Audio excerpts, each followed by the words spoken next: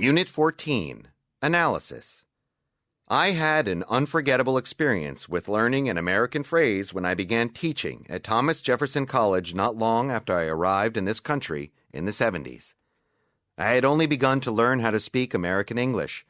My class took place in a large, windowless lecture hall, and on the first day, I just started to explain my goals for the class when one of the students yelled at me, "Watch out!"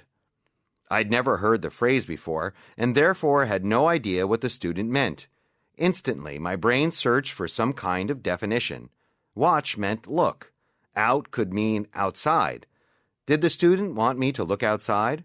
I couldn't, though, because there were no windows in the room. Of course, all this happened in a fraction of a second, after which a part of the ceiling fell on my head, and I was suddenly lying on the floor, bleeding and waiting for paramedics to arrive. Practice 1.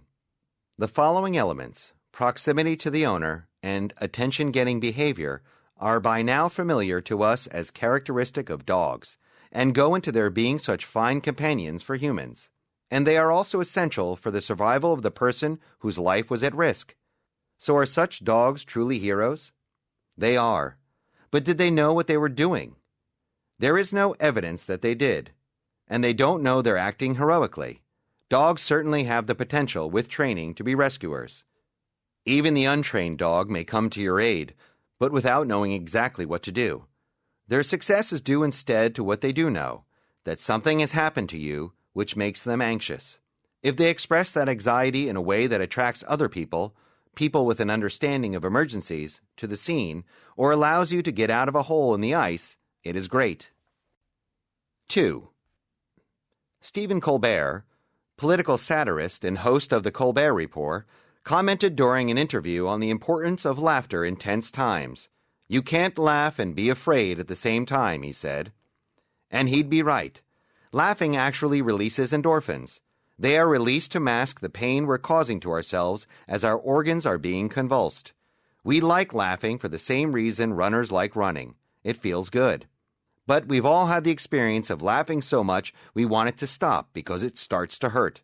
Like the runner, the hurt actually began earlier, but thanks to the endorphins, we didn't feel it until later. It is the high we get from endorphins, which continues after the laughing has ceased, that makes it hard to be, as Colbert says, afraid at the same time. 3. Reminding is very useful for planning and for understanding the plans of others. When someone tells you a story, however, he is talking not only about plans, but often about beliefs.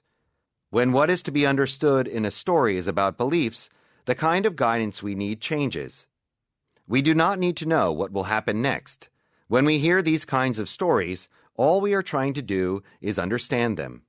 If we are passively viewing a movie, for example, understanding the movie means being able to follow what is going on by relating what we are seeing to what we know, learning something from the movie in a very weak sense of learning. In a conversation, understanding means being able to respond to a story. In both of these cases, then, understanding means attempting to extract indexes such that old stories can be related to new ones. For movies, the intent is recognition. For conversation, the intent is to be able to respond.